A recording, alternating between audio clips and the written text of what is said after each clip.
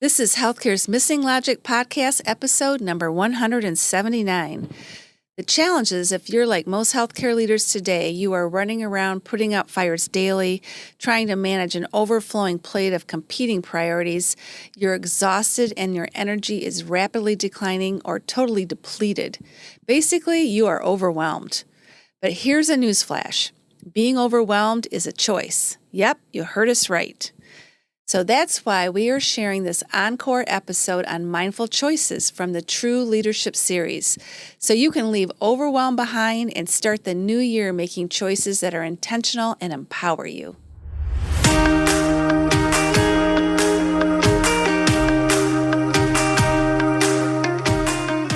Welcome back to Healthcare's Missing Logic podcast. This is the only podcast that shows you how to leverage polarity intelligence, an essential competency for healthcare leaders, and the missing logic in healthcare, so you can create healthy, healing organizations and become a thriving, resilient, and unstoppable healthcare leader. We are your hosts, Tracy Christofferson and Michelle Trosett. We've been best friends and colleagues for over 30 years. And during that time, we coached healthcare leaders across North America around how to create healthy, healing organizations. Today, we coach healthcare leaders and leadership teams to live thriving, resilient, and balanced lives, combat burnout, and create the best places to give and receive care. This podcast is for the unsung hero of healthcare, the healthcare leader. We want you to know we see you and we'll be here for you each week. In this podcast, we're going to challenge healthcare's industry norms, flip limiting beliefs, and share proven strategies so you can be your best self at work and at home, live and lead intentionally, and experience well-being and joy. We are glad you are here and look forward to sharing the journey with you. If you aren't totally convinced this podcast is for you, just listen to a few episodes and convince yourself. Welcome to another episode of Healthcare's Missing Logic podcast. This is Michelle and Tracy. I wasn't quite ready. She got us rolling, but that's all right. I'm good. Oh, Let's go. Do you want to start over? No, I'm happy to just be going. All right, let's just do it. It was an awesome day. Yes. And we got some fun stuff coming do. up for you. We do. Yeah. So, being a thriving, resilient, and unstoppable or true leader, you know what? It's possible. Mm-hmm. And it's possible right now. It is. And we've been helping people with that. So we want to share a little bit with you about what we've been doing. And we often get asked, how can it be possible to do that now when people are, stressed out, burned out, overwhelmed, in crisis mode, in survival mode? And there's a few things that we have learned over the years that we have put together in a framework, and we're going to do a 3-part series on it. It's called the Dynamic Balance Effect Framework. It's our first series. And it's our first series. So we're excited about that, too. And so over the next 3 weeks, we're going to share the elements that are a part of this Dynamic Balance Effect Framework. And we're also going to share kind of some of the things we've heard and learned over the last 2 years, 24 months or more. By the time you listen to this. But our pillars are, pillar number 1 in the Dynamic Balance Effect Framework is mindful choices. And that's what we're going to be starting with today. And then pillar number 2 is polarity intelligence, which I'm sure you've heard us talk about before. Mm-hmm. And pillar number 3 is personal alignment. And there are a number of components in each of these different pillars that we're going to share with you and how really you can leverage them to become a true healthcare leader. Yes. And in this first episode, we are going to, of this 3-part series, we're going to engage in a dialogue about the key learnings we've had with leaders from across the country. And as Tracy said, we're going to focus on mindful choices. And this pillar encompasses how to live and choose from the principles or values that ground you in what matters most and provide the guardrails for your life. So it's a very important pillar. So we're going to talk about what helps you in making mindful choices, what we've learned personally about making mindful choices, and we've learned a lot, and what we've learned from others, because we're learning all the time, because we're so blessed to be engaged with people every week, and so we'll be sharing that as well. So that's what we're going to do this episode. Yeah. And so really, if you're a conflicted leader, right, then you're probably in survival mode or crisis mode. Mm-hmm. And we're hearing this from leaders every day. So if you're anything like that, then that's probably what you're feeling as well.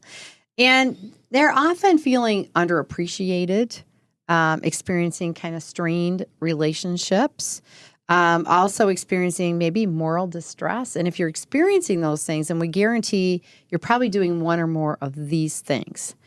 Sacrificing the time related to things that matter most.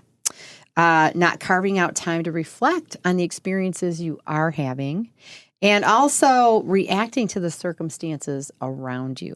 Are we right? Mm-hmm. How can you make mindful choices and live from this, this place of principles that guide you, kind of the guardrails of your life, if you're not keeping what matters most in front of you? Yeah. And that's what mindful choices are all about. Mindful choices are being very aware of these things that matter most, that kind of can be the guardrails, and keeping them in front of you so that they can guide you, right? Mm-hmm. And so you need to step back, reevaluate, reconnect, recommit to those things that are most important to you and the principles that can guide and ground you and center you.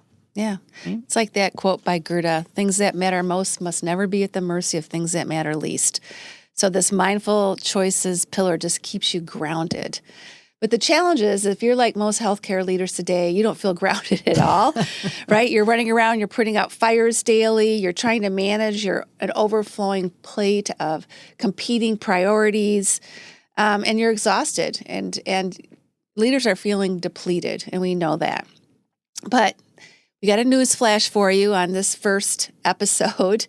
Is being overwhelmed is a choice. Yep. It's really a choice. And that gets back to the name of the pillar, mindful choices. So when you are so overwhelmed and everything is just one more thing to do and you end up doing nothing, that makes your situation worse. So we want to kind of share with you what you can do when you're feeling like that and not live in circumstances. Yeah, so you're really making the choice to not do the things that are actually going to help you. Yeah. When you make the choice to be overwhelmed, you're just stuck in the overwhelm, right? Yeah. That's where your attention is, that's where your focus is, and being overwhelmed. And so you're making a choice not to give your attention to the things that might help you, like seeking time to gain clarity on what matters most. Now, you think, well, I know what matters most in my life, but you know what? As life changes, as circumstance changes, what matters most changes too. So stepping back and just reconnecting with that and just reevaluating what really matters most right now, the season of my life during these circumstances, it's really important. And it's a big help to making mindful choices. Base your decisions on what matters most and the principles and values that, you want to guide you. So if we're not making choices from that perspective, then we're just drifting. We end up drifting or making choices based on urgency or reaction versus thoughtful, intentional choices and responses to the things that are occurring around us. And then examine your beliefs and how they are the frame of your life, the lens through which you interpret everything. And there are times in our lives when our beliefs are not necessarily supporting us.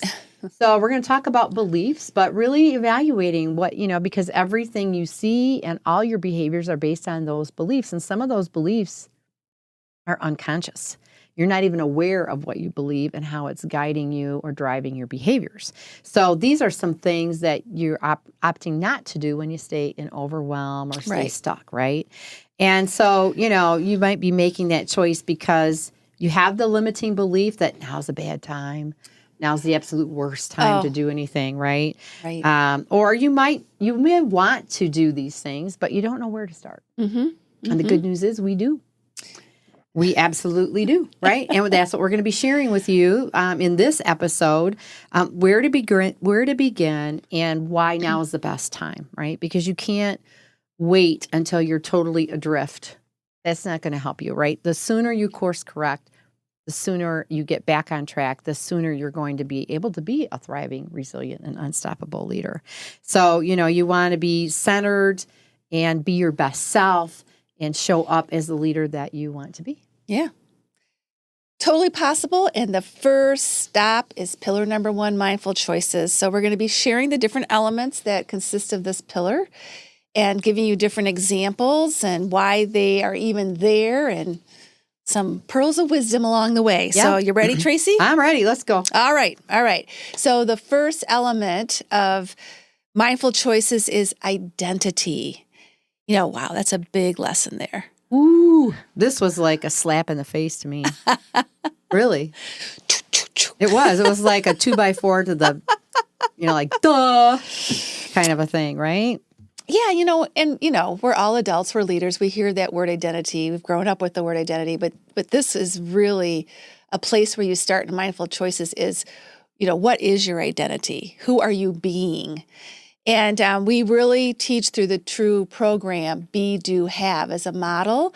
And one of our coaches, Jim Fortin, says you won't outperform your identity. So you have to be really clear on what your identity is. You can have all the goals and dreams you want, but if you aren't clear on who you are being, you're not going to get there. Well, this was the thing I think that really struck me, right? I had been set, you set goals. Most leaders set goals. Yep. But there were goals I just wouldn't achieve. Like they kept showing up as another, as a goal. I didn't do that last time. Okay, I'll put it on this quarter or this year. And I wasn't achieving the goals. And it wasn't until I realized that in order to achieve a goal that is outside of your comfort zone, something that is really stretching you to do and be something different, you've got to be the person who would take the actions to achieve the goal.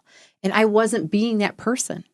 I wasn't embracing the characteristics of the person that would do those things to achieve that goal. So that's why that goal kept showing up all the time, right? Right. And that's what I mean. It was like duh, right? Like, so you've actually got to be the person who will do the things that will get you the outcomes that you want, or it won't happen. You won't outperform your identity, and that's what that means. Yeah, it does. So you stay stuck in the same space, right? So there are many different forms of identity, and in mindful choices, we really think of it as a state of being. Like Tracy said, who do I need to be to step into this? And we've worked with identities as partners ourselves with our business and who we want to be. And so we actually even have them on coffee cups, which if you're watching on YouTube, you could see my coffee cup. But, so I am aligned. I am creative. I am disciplined. Those are things I need to do to achieve my goals right now. And Tracy, what are you? I'm responsible. Oh, she's responsible. Relentless and courageous. And, those are the three key characteristics that I have to embrace if we're going to achieve our goals. Yeah. And so then I own that. Now we have my coffee cups to keep them in front of us, That's right? right. So when I'm drinking my coffee, I'm like, I wasn't very well. The thing is, you're always responsible. You're 100% responsible for the outcomes you get, but I want to be responsible for the outcomes I want, not the ones I just get. Exactly. Yeah. So when it comes to being a thriving, resilient, unstoppable healthcare leader, you need to ask yourself, who do I need to be to thrive and be resilient and be unstoppable? What are those characteristics that I need to really, step into? Because you have to own it. Like Tracy said, you have to be it. You do. And I think right now, people are like, well, I'm just so, I've got so much on my plate and I don't have time for this. We talked about that earlier, right? That's a limiting belief. But, as Michelle mentioned earlier, we kind of operate from a have, do, be model. That's just kind of how everybody operates, right? When I have this, then I'll do that and then I'll be this, right? But really, it has to be the be, do, have. Now, an example of a have, do, be is, when I have enough resources. Now, does this sound familiar, people, right? Like how we're short on staffing resources, right? People resources. When I have enough resources, right, then I can, reduce my workload. Then I'll be rested and energized.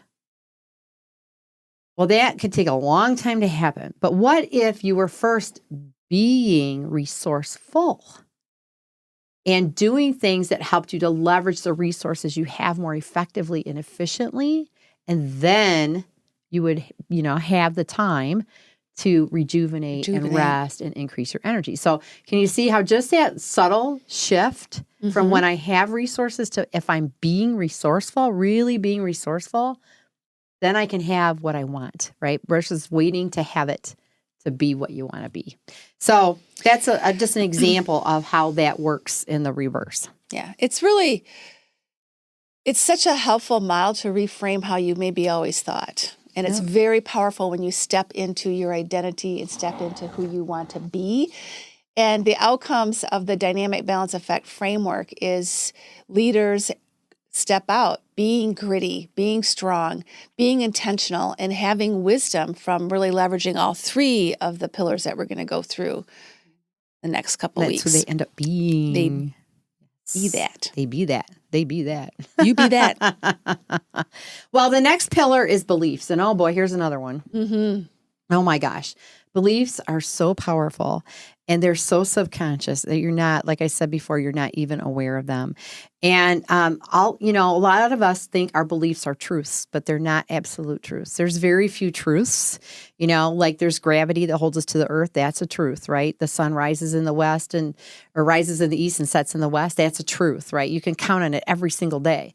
But a lot of the things we believe are not truths. And so it's really important to evaluate your beliefs. And a lot of things we're indoctrinated to believe. And it sticks with us our whole lives, and it becomes just ingrained as a part of who we are. And sometimes we don't even question what we believe, right? Mm-hmm. And so this is really an important thing to be thinking about, to evaluate, because it is the lens, it is the filter through which you see everything, and it influences how you interpret what happens around you. So it guides the stories you tell yourself. One of the stories, some people think the pandemic's the worst thing that's ever happened to us. Other people think it's the greatest opportunity that ever existed, that it's causing innovation and change that would never have occurred without it, right? So it's that filter, it's the lens through which you see and the beliefs that drive those thoughts and those feelings. And some of our beliefs are a little bit limiting. Yes, they are. They hold us back. Yeah. And what we want to do is shift from limiting to liberating.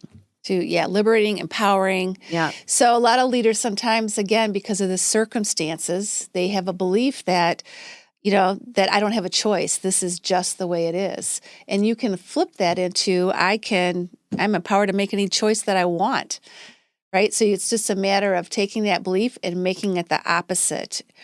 Our leaders are servants, so we always have to eat last. And you can flip that around to, I have to take care of myself so I can take care of my team. But you have to raise them to the conscious level. Well, that's because we've been indoctrinated, right? As leaders, to be a servant leader, to put the patients in the team first and to always put, and then to put yourself last. And people don't even have to tell you these things, right? You are indoctrinated with it by the behaviors of others around you. Maybe the mentor that you had as you became a leader indoctrinated you with certain beliefs about how things were, how you needed to be. So it just happens on such a subconscious level.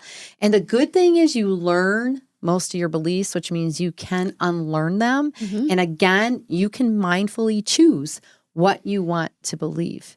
And then you can create some habits around that help to really, re-indoctrinate yourself with the beliefs that are going to be empowering and liberating and supporting. So really the thing is just really to stop and pause and ask yourself, do my beliefs limit me or liberate me? Do they inhibit what I want, or do they support me to get what I want, to achieve what I want? So really be thinking about that. Are any of your beliefs holding you back from the things that you want most in life? Yeah, the next element in mindful choices is values. So it's really important, again, if we're going to make choices, we have to consider our values, right? Very important. Yeah, very important piece. Yeah, so there's a quote by Roy Disney that he says, when your values are clear to you, making decisions becomes easier. And this is all about mindful choices. So it's really important we're grounded in our values and we do know what matters most to us. And, that is what helps us. And one of the things that we do in our TRU coaching program early on is we help people with a values clarification, going through, again, what are my top values? And what we've learned through the pandemic is we haven't thought about them in a while, again, because we've just been so busy doing, and putting out fires. And it's been a while sometimes that we step back and say, really, what do I value? Well, and in the circumstances we faced, the hardships we faced, our values have shifted. Yes, that's For some people. From people, you know, it you may has. it may still be a value, but it may not be one of your top 3 or top 5 values anymore, right? The priority of your values shift during crisis and times of significant change. It's not unusual. Yeah. And to your point, Tracy, what bubbles up then is this confliction that can occur is because things have changed. It's bumping up against your values now, like in ways things haven't before. Yeah. Or you've made some choices that maybe aren't aligned with the values that are your priority now. And so, right, then you feel that tension. And then for some people, right, they've just lost such touch with the things that matter most to them. They don't even know who they are. You know, I don't know what's important to myself anymore. You know, I don't know who I am. I don't know what I value most. And, you know, I feel lost. We've heard that from a few different leaders as well, right? Yeah. So it really, values are like the anchor. They are anchors. Keeps you, you know, like we're in this ocean of chaos and change and you know, it keeps you stable in the midst of all of what's happening around you. And you can always go back to your values and choose from that point and feel good about the choices that you're making, feel aligned with those choices. Yeah. We'll get back to the episode in just a minute. We know these have been extremely challenging times, and when you stepped into your leadership role, you made a commitment to your organization and to the people you lead. We know how important it is to you to support them, and they need your support. Let us ask you, can you pour from an empty cup? Obviously, the answer is no. However, that's what you are doing every single day when you put your staff first and neglect caring for yourself. When you are putting your staff and their needs before your own day after day, how often do you end up feeling tired, resentful, and drained of energy? Let's face it, you can't be a strong leader or care for others if this is how you are feeling. Caring for yourself is equally important as caring for your team. Actually, it is essential. That's why we created the self-study program titled Caring for Others Without Neglecting You. In the self-study program, you will learn a proven strategy to help you balance taking care of yourself while still supporting your team so you can be your best self at work and home, experience more joy, and have more energy for the things in your life that matter most. It takes less than 3 hours to learn the strategy and start to put it into action. Go to missinglogic.com/new-events and enroll now. All right. Well, the next one is healthy relationships. And as Meg Wheatley says, relationships are all there is. They're everything. So, you know, relationships really are the foundation of pretty much our personal and our professional lives. And, you know, true leaders really strive to have strong and healthy relationships.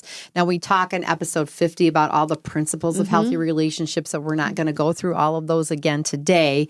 But it's just really, you know, what we've seen is, you know, when you're in crisis, strained relationships can become even more strained. Sometimes relationships deepen because of the camaraderie, because of how you pull together, right, to move through things, or because of the deep and meaningful conversations that you need to have during these really significant changes. So the first thing about healthy relationships is it starts with intention. Oh, yes. So, you know, you're not going to have a healthy, strong relationship with somebody if that's not your intention. So that's just a cornerstone. It's like the key element really of a healthy relationship is if you have good intention, and your intention is to have it, then oftentimes you can overcome any of the challenges you have around creating a healthy relationship because your intention is so strong. But it also includes mission, a shared mission, you know, that common purpose that you're moving towards. It also is about trust. It's about seeing potential in other people. It's about equal accountability to that shared mission, to that common purpose that you have. And then also it's about balance of relationship with yourself and relationship with others. And that's like another key one, right? If you don't have a strong personal relationship with yourself, if you're beating yourself up all the time, it's really difficult to be in a good and strong and healthy relationship with somebody else. Yeah, it all starts with you. It does. It does. And people have felt isolated from each other. You know, some of the ways that you've gathered have changed over the course of the pandemic and over time. and both personal and professional levels, right? Right. That's, one of the things. So people have found it a little bit maybe more challenging to have those healthy relationships in a virtual way. So it calls for just different skills, but it also calls for that intention, right? And when you have that intention, then you can overcome the circumstances around which you're needing to build your relationships or strengthen them or continue them. And if you're overemphasizing some of the things in your professional life, it can certainly make you feel disconnected or have your family feeling very disconnected from you, have an impact on the relationships that you have. But again, with that intention and seeing the potential and having that common mission, you can just do a few things that will keep it strong and keep it moving forward too. So, yeah. So true leaders are very intentional about cultivating healthy relationships. It's a priority. yeah, And it's they definitely make a priority. mindful choices about the relationships, right? So that they keep them strong. Yep. And then the last but not least is dialogue. So mindful choices, it involves conversation, both again with yourself, meaningful conversation with yourself and meaningful conversation with others. And that's really important because it helps you to gain insight. When you think about decision making and making choices, what's going to help me the most? And so our self-talk is really, really important. And then tapping the wisdom of others is really, really important as well. And we teach the principles of dialogue in our coaching program. And one of the dynamic principles of a dialogue is inviting silence and reflection. And Tracy and I are always really struck with how there's little time for self-reflection right now and how valuable that is for leaders to engage in that practice again, because again, that clarity comes and then they're able to make choices, more mindful choices. So that's really important. So Tracy, I think we were going to have you share a little bit about how you have used inviting silence and reflection into helping you make mindful choices. Yeah. So I think, we are going 100 miles an hour, right? And in your mind, I don't know, it's like 64,000 thoughts a day, right? Like it's an enormous number of thoughts that you have. And so one of the things that I had started to do was to do at least 30 minutes of silence every day, like either in the morning or later in the afternoon, but just to set my timer and do 30 minutes of nothing but silence. And I'm not listening to any music.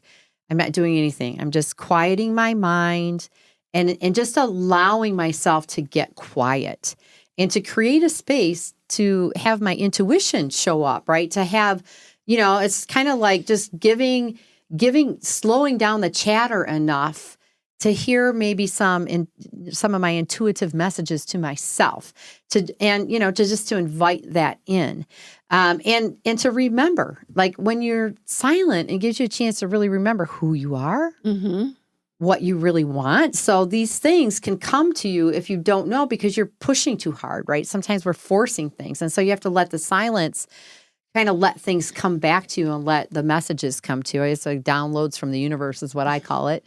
And then the other thing that I did recently is I just did a 2-day silent retreat. So I went to a place by myself and I was in silence for 2 full days. I no electronics, no phone calls, no TV, no books, no nothing. No Michelle. No Michelle. I sat in complete silence for 2 full days.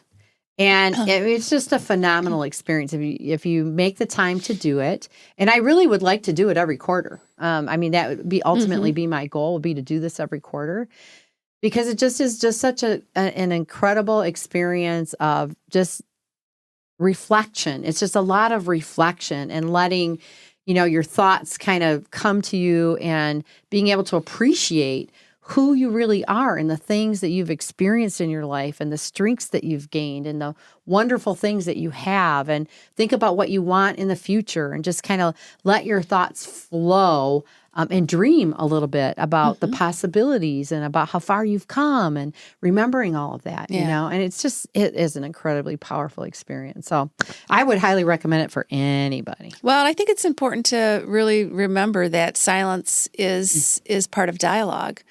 So it really does help you dig deep into to yourself, Yeah. right? That whole self-reflection and that silence, which is, it's informative. Well, yeah. It's just very informative. And thinking about your beliefs. Yep.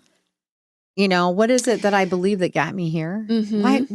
Where did that ever come from, right? Like just even exploring that. Mm-hmm. Your values, what really matters to me? Mm-hmm. Those kinds of things. So it's really getting to all of these things in that quiet time and that silence. It's very powerful. And another dynamic principle of dialogue is balancing advocacy and inquiry. And again, we're going to take it back to mindful choices, that sometimes when you need to make a mindful choice, you might want to reach outside of yourself and really ask for help. Because that's the other thing that leaders who are burnt out don't do. Ask for help. And the way that we do this is a court of support strategy that we use with our coaching program. We actually have a court of support group now of leaders that have gone through our entire coaching program, our TRU coaching program. So this is a strategy where you can really advocate for what is on your mind, maybe a dilemma that you're in or a goal that you have. And then the colleagues around you, their only role is to ask you genuine questions so that you can get clearer. And what always happens is you arrive to a decision. It's always been my experience that it's been so much better because you've really leveraged dialogue and tapped into other colleagues. And this clarity comes. So that's another example. Well, they'll ask you questions you might not ask yourself, never. right? And that's a good question. Yeah, exactly. You're like, wow. It just kind of takes you to another place. So it's just really, really important. And I think, too, the other thing is we get really transactional in our dialogue with each other, right? And just, here's what I need from you. What do you need from me? Like, and just kind of that back and forth kind of a thing, too. Any questions? Yeah, exactly. Right. And then the other thing is just being candid and being diplomatic. Oh, yes. And right now, right, that's really being called for, right? There's times to be diplomatic, to say what needs to be said, but in a very respectful way. But then there's sometimes, too, where you just need to call it out and say what it is that's going on, right? What you're experiencing. So those are another elements kind of dialogue, is leveraging that candor and diplomacy and knowing when to use both. And knowing that most of us use both on an ongoing basis, but you may have a preference. So sometimes you're not saying what you need to say because you are heavy into the diplomacy. Yeah. Yeah. So, wow. We covered them all. We covered them all. And that's the secret, folks. Yeah. Those are the secrets. So now we're just going to invite you into some silence and self-reflection for yourself. And here's some key questions that you can maybe ask yourself. Just take a few minutes each morning or over the course of time, and ask yourself, am I making mindful choices? Or am I making choices that are maybe reactionary to the circumstances around me? Am I clear on really what matters most to me? And what are my top values? Am I clear on that? How are my beliefs influencing my behaviors and the choices I'm making, the decisions that I'm making, and how I'm interpreting the circumstances around me? Am I making my relationships a priority? Am I intentional in those relationships? And how am I communicating with others? Those are some really good reflection, silence questions. Those are excellent questions. Because you could choose not to ask those questions and not to, again, do anything.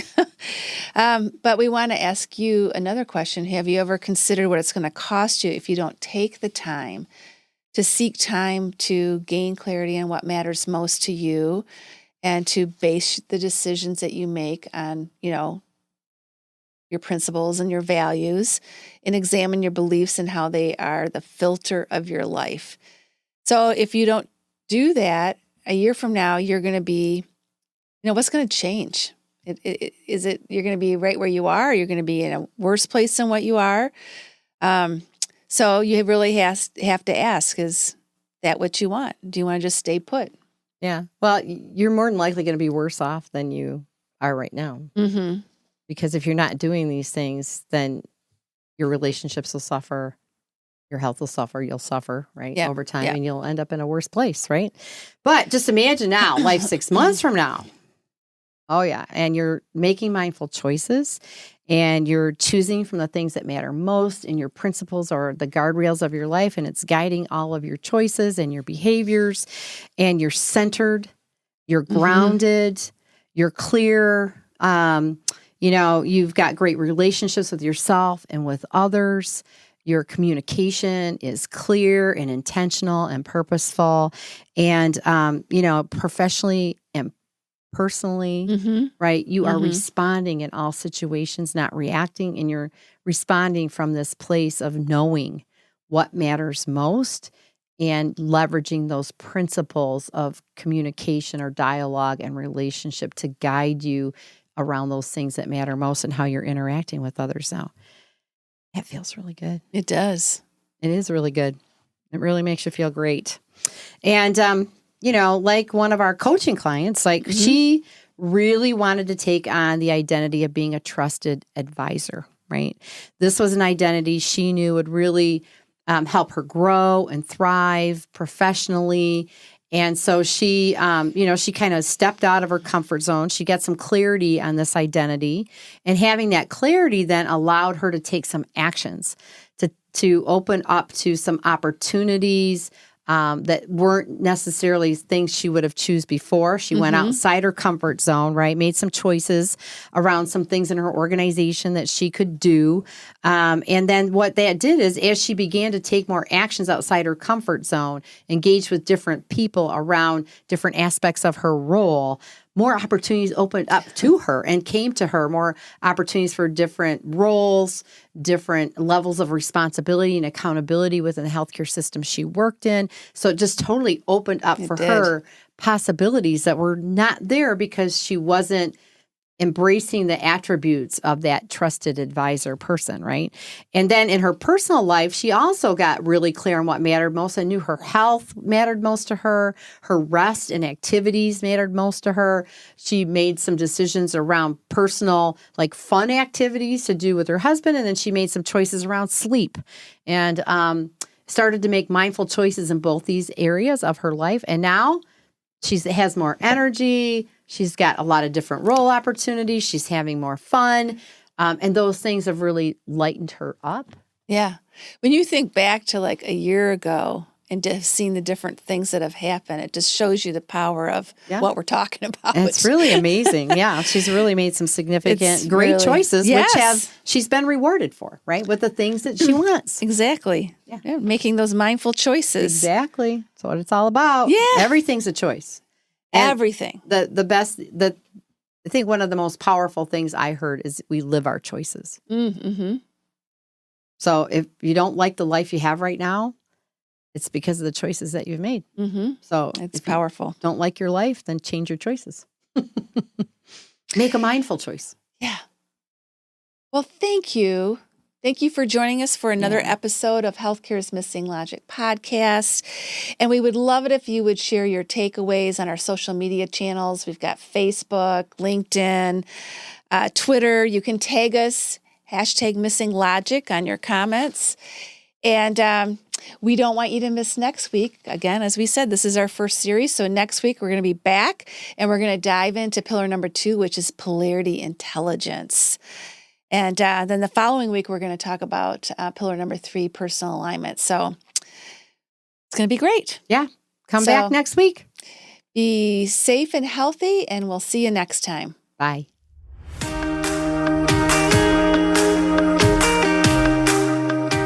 We hope you enjoyed this episode of Healthcare's Missing Logic podcast, now a top-rated podcast for healthcare leaders.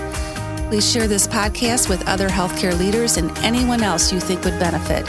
We are certain that if you found value in it, they will too. If you haven't already done so, please hit that subscribe button so you don't miss any episodes. And also, it would mean the world to us if you took a quick moment to leave a rating and review on Apple Podcasts, Stitcher, or your favorite podcast player. It helps to get the word out about our podcast and incredible guests. Be sure to subscribe to our YouTube channel if you want to watch our podcasts.